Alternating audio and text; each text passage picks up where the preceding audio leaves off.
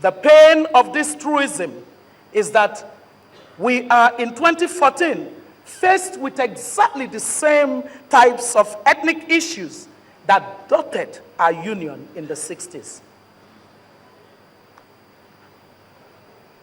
It's unbelievable.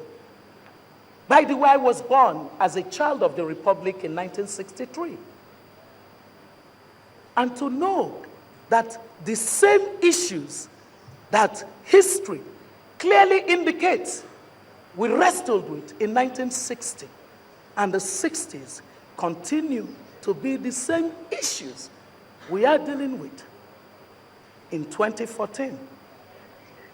Amazing. Ladies and gentlemen, your gathering cannot be a gathering to talk about how you're going to take the party in office out of office. Your gathering has to be a conversation deeper than that. You must have a country first and have living citizens before you can govern them.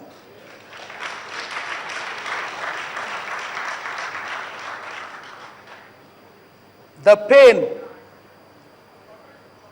is deep. How was it that for over 50 years, we never went beyond the amalgamation process to becoming a solid country and subsequently to transforming into a nation? The simple answer to the lamentation and this question is elite failure happened to Nigeria. That's what happened. Elite failure happened to Nigeria. The elite of every successful society always forms the nucleus of citizens with the prerequisite education, ethics, and capabilities, operating in the political sphere and public service, providing the great ideas to build the nation, and possessing the moral rectitude to always act in the public interest most of the times, because they recognize that by acting in the interest of the larger number, they self-preserve their own interest. Unfortunately, our own variant of elite have absolutely zero understanding of even the concept of enlightened self-interest. They would imperil the system in a consummate obsession with transaction mode as a way of rulership, not leadership. Let me just ask you, do you have a common identity with the person sitting next to you? Can I tell you, political parties have been part of the problem of our elite failure. Because we really haven't had political parties in Nigeria. We have political platforms. God bless the spirit of somebody who used exactly that word for me.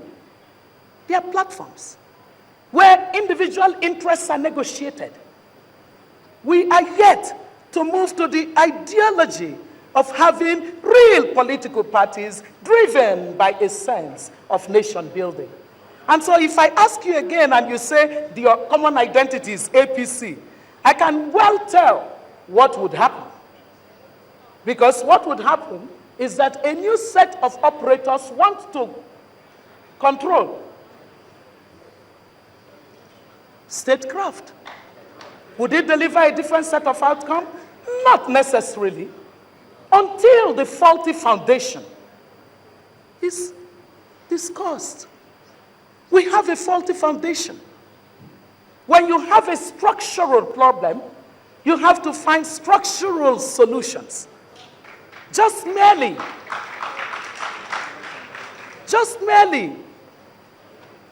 changing acronyms and doing the migratory dance that happens between one set of acronyms and another set of acronyms does not solve the problem of the 50-something years of failure since our independence. It is a problem, ladies and gentlemen. If you are at a place where the leadership that is emerging would accept these failures and actually have a candid conversation that the society is forcing you to have, then would you say that you have begun to move this nation away from the norm? Because Einstein said that the same momentum that created a problem cannot solve the problem. If we maintained that merely having the APC is a solution to the structural defects that the society has, I would say to you, as a very, very neutral and good friend of everyone who desires to build the nation, that you must go back to the drawing board to look at these structural issues. For we have studied countries.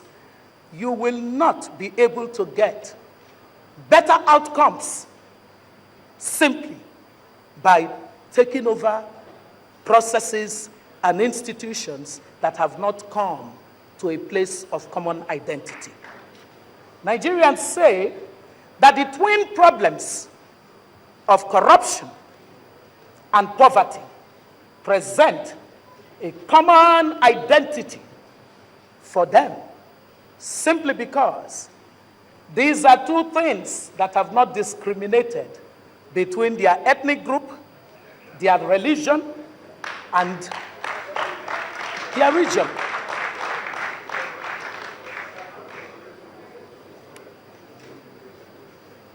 And the Nigerians look at the nation, and what they see is a more emergent common enemy that the political class have not focused on as a collective. What Nigerians say is that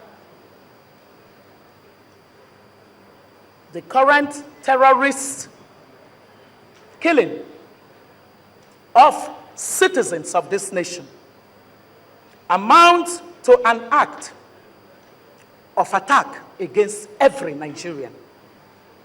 And that to that extent, any group of people profiting from that situation have a judgment hanging on their necks.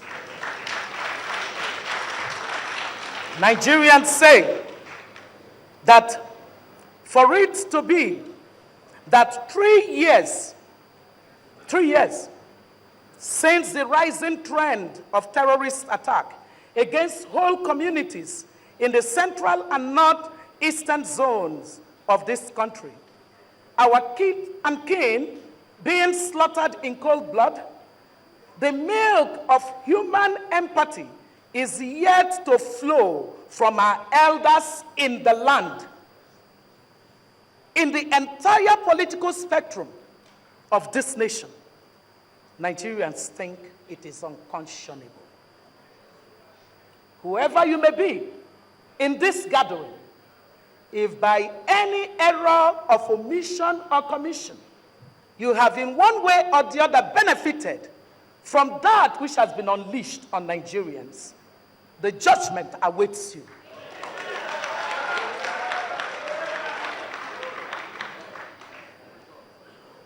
Nigerians say it is unconscionable that despite the massive public resources committed to security spending, that the government has not inspired enough confidence in the communities and the larger public that feel excluded from the more secured lives of the political elite. Nigerians are amazed that they are left to their own design.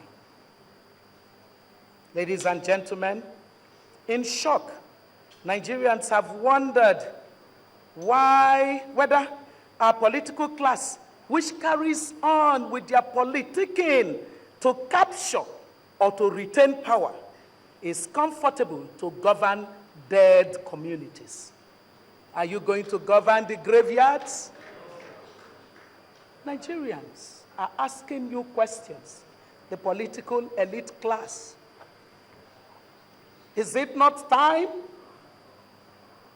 to stop failing the people?